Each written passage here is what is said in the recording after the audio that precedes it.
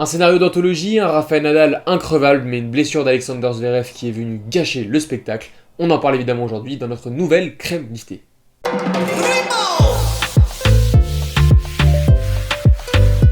N'hésitez pas avant tout à nous laisser un petit pouce bleu et à vous abonner si cette vidéo vous intéresse et que notre travail quotidien vous plaît. Ça nous aide évidemment dans le référencement de la chaîne et donc à pouvoir progresser de manière qualitative. Ceci étant dit, on va donc commencer dans le vif du sujet immédiatement avec la demi-finale qui nous intéresse entre Alexander Zverev et Rafael Nadal, la première demi-finale de ce tournoi de Roland-Garros 2022. La deuxième opposera Marin Cilic à Casper Ruud dans quelques instants au moment où je m'enregistre. Une demi-finale où évidemment on va devoir commencer par les événements, on va devoir commencer par la fin, assez paradoxalement parce que la fin a été assez tragique avec un Alexander Zverev qui a été contraint à l'abandon en raison d'une blessure à la cheville. Alors est-ce que c'est une simple entorse entre guillemets, est-ce que c'est plus grave que ça et qu'il y a fracture, ce qui amènera Alexander Zverev à rester sur le carreau pendant de très nombreux mois? Ça on le verra dans les prochaines heures, dans les prochains jours, mais en tout cas ce qui est sûr c'est que cette rencontre était sans forcément être une immense rencontre tennistiquement parlant, dans la physionomie, dans le scénario. En tout cas, c'était vraiment une rencontre extrêmement accrochée, dantesque presque, puisqu'on n'avait pas encore fini le deuxième set, qu'on avait déjà dépassé les 3 heures de match. Voilà, alors après, effectivement, il y a l'aspect de la blessure d'Alexander Zverev, que forcément beaucoup de personnes vont retenir. Il y a ces images à la fin qui, pour le coup, étaient à la fois très très dures, mais aussi magnifiques lorsqu'on l'a vu revenir en béquille sur le court pour saluer l'arbitre, Rafael Nadal, tout le public, et repartir également en béquille. C'était vraiment une image très très forte que le sport est un des rares secteurs et une des rares choses à pouvoir nous offrir. Ceci étant dit, on va passer au terrain parce qu'il y a quand même, comme on vous l'a dit, eu 3 heures de match, donc il y a de quoi faire aussi là-dessus. Un Alexander Zverev qui, mine de rien, a eu les opportunités pour conclure ce premier set. Mais voilà, on peut presque se dire qu'après 3 heures de match, si ça avait mieux tourné en sa faveur, il aurait pu être en très très bonne position pour s'imposer, plus que ce qu'il ne l'était au moment de son abandon. Et donc voilà, et puis après on ne sait pas, peut-être que sur une balle comme ça, si ça avait été une balle à 5-2, 40-0 pour lui, il y serait peut-être pas allé finalement. Enfin voilà, ça on peut pas le prédire, mais en tout cas c'est tout ça pour dire que ce n'est pas nécessairement parce que Alexander Zverev s'est blessé à ce moment-là que dans un autre scénario, il se serait blessé exactement de la même manière au même moment. J'ai envie de retenir aussi les grosses difficultés d'Alexander Zverev à conclure et dans les moments importants. On l'a vu, début de premier set, il sert excellemment bien, plus de 90% de première balle, il mène 4-3 break. Au final, il caviarde complètement ce jeu, il décentre presque tous ses coups, il rate des pénaltys si on peut dire.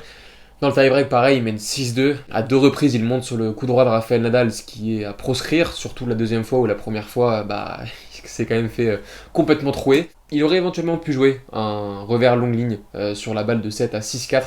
On l'a vu faire plusieurs fois ça et conclure d'ailleurs ces matchs de cette manière plus tôt dans cette quinzaine. En tout cas, là, tactiquement, il se trompe.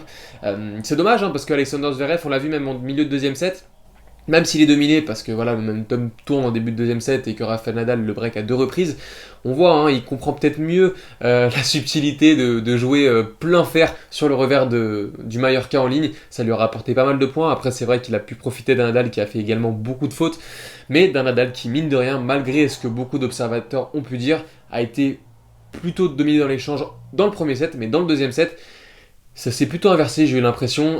Il a fait beaucoup de fautes, ce qui a permis à Alexander Zverev de revenir successivement dans le match et même de servir pour le set à un moment où on a encore vu un choc d'Alexander Zverev puisqu'il a réalisé 3 doubles fautes, ce qui pour moi est assez significatif du fait que malgré la blessure qui est extrêmement triste d'un point de vue tennistique, il ne faut pas que ça fasse oublier en tout cas le gap qui sépare encore Alexander Zverev des meilleurs joueurs, parce que je pense que dans le sens inverse où par exemple Zverev aurait été dans la position de Rafa, qu'on a vu très éprouvé physiquement, qui a eu du mal à fixer et à ancrer ses appuis dans le sol, je pense que dans la situation inverse, avec les opportunités qu'Alexander Zverev a eues, Rafael Nadal aurait mené de 7-0 avant 3 heures de jeu, mais voilà, tout ça pour dire qu'en tout cas Alexander Zverev a encore beaucoup de choses à apprendre et des progrès mentaux à faire de ce point de vue-là, parce que c'est pas possible de jouer excellemment bien pendant 7 jeux, de remettre ton adversaire dans la partie comme ça, de mener 6-2 dans le tie-break, de perdre en te trompant 2 fois successivement sur ton choix et ta zone